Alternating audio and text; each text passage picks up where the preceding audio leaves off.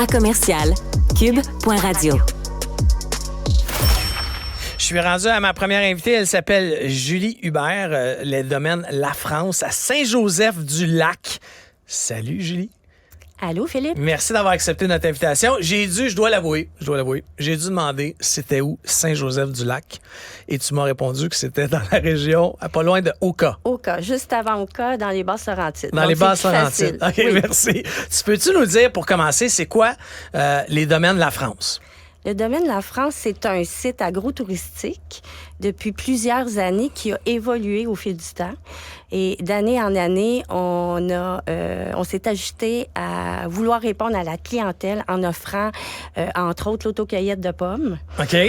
Et on a agrémenté le tout en ajustant, plutôt en rajoutant toutes sortes de services pour que le domaine soit rendu une destination incontournable dans la région des Basses-Laurentides. Bon, ce que tu m'as aussi dit, c'est que c'est une entreprise de 3e génération et on prépare la 4e génération. Donc, c'est dans la famille? Oui, c'est dans la famille La France. Donc, Georges-Étienne qui a commencé à entretenir ou plutôt à avoir quelques pommiers sur sa terre. Et par la suite, Yvon, mon beau-père, qui a pris la relève.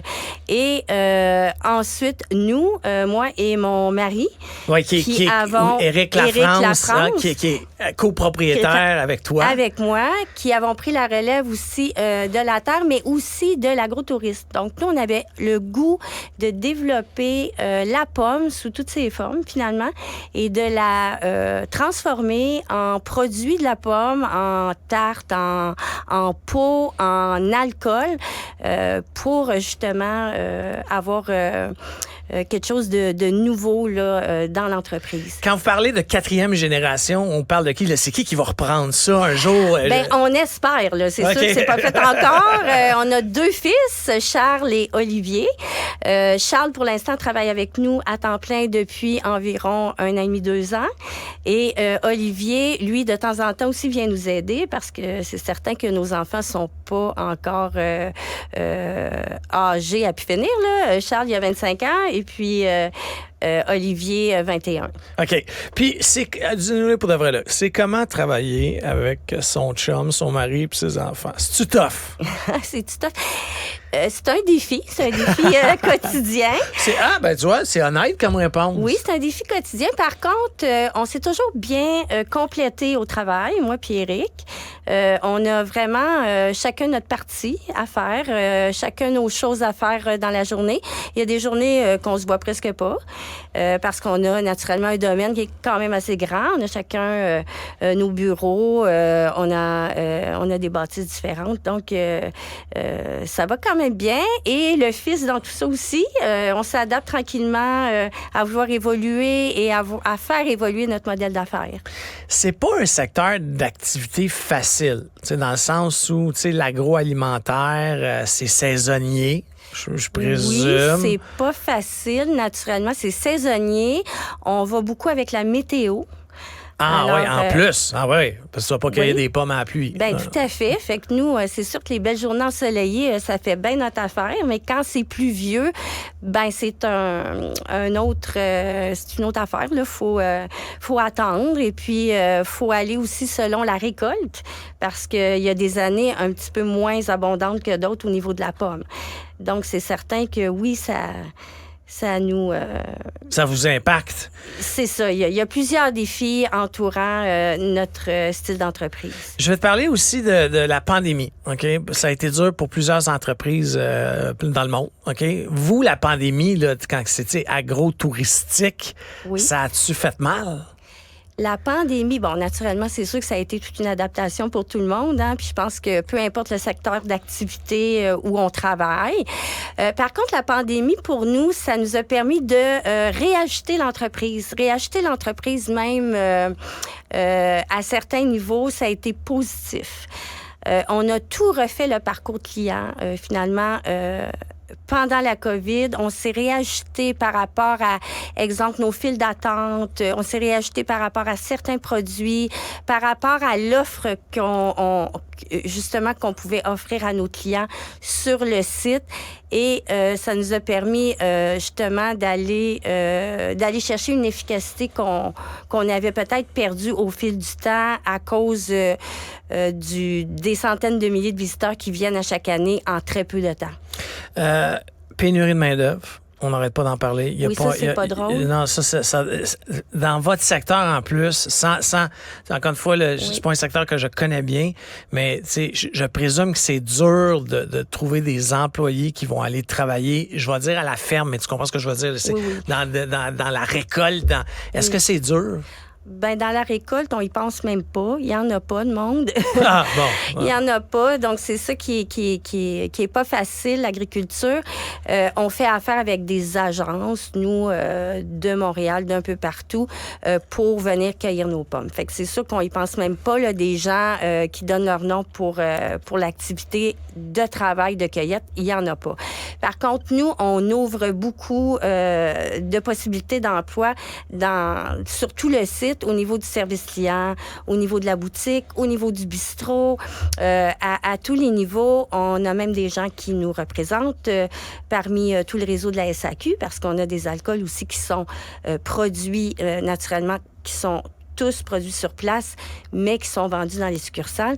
Donc, ça nous permet aussi d'ouvrir des postes qui sont tout à fait différents et intéressants là, pour tous. Par contre, je vous dirais qu'avec la pénurie de main-d'œuvre, c'est difficile partout de trouver du monde. Et ce qui est plus difficile pour nous, c'est que c'est très, très, très saisonnier.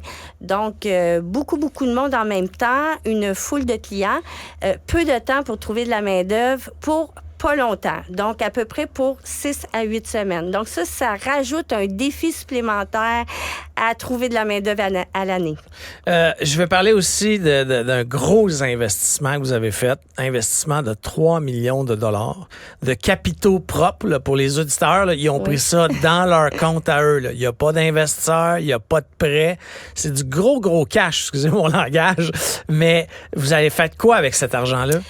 Je peux peut-être rectifier un petit peu. Oui, il y a un prêt. Okay, parce qu'on a choisi quand même de financer l'investissement parce qu'on s'entend que financer des investissements à long Non, mais vous terme, le faites vous-même. C'est pas un investisseur qui est venu dans votre entreprise. Non, c'est ça. On n'a pas d'investisseur. C'est vraiment familial. C'est moi et mon mari qui avons investi dans le site depuis 1990, je vous dirais environ.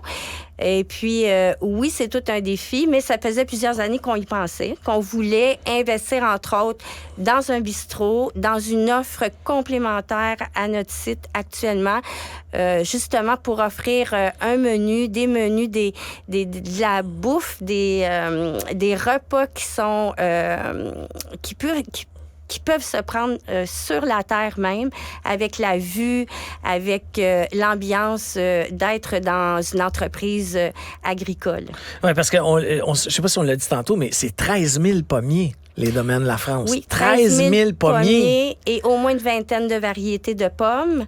Donc, ça fait de la pomme à cueillir, ça, c'est certain. C'est pas petit, là. Moi, je n'ai pas vu le domaine. Ça doit être assez gros pour avoir 13 000 pommiers, là. Oui, c'est quand même assez gros. Et je vous dirais qu'en saison, on a à notre actif à peu près 120 employés. Donc, c'est quand même beaucoup, à part, de gens, des fois, avec qui on fait affaire à l'externe. Et naturellement, des gens qui viennent cueillir les pommes. On parle de 115 000 à 120 000 visiteurs dans une période de... 6 à 8 semaines. C'est fou, là. Donc, c'est le tsunami. C'est le tsunami des pommes. Ça a commencé ou ça commence quand? Tu sais, c'est quand que ça commence, les pommes? Ça commence tranquillement, par contre. On a une chance que ça soit graduel. La cueillette de pommes, comme les gens sont toujours surpris, mais ça commence vers la fin juillet. on a des pommes. On a déjà au moins 6 variétés de sortie et c'est toujours graduel jusqu'à la mi-octobre, je vous dirais environ. Donc, c'est là le tsunami, là. Ça se passe là. Faut pas se le cacher dans la culture québécoise d'aller aux pommes en famille, en couple, avec ses enfants, peu importe, là, c'est vraiment agréable. C'est agréable, c'est un incontournable, d'ailleurs, comme nos beignes aux pommes.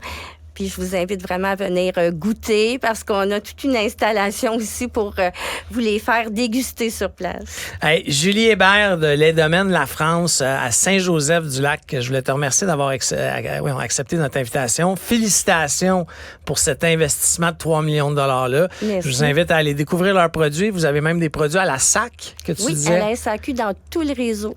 Bon, ben merci d'avoir participé à l'émission. Ça me fait plaisir. Bonne journée.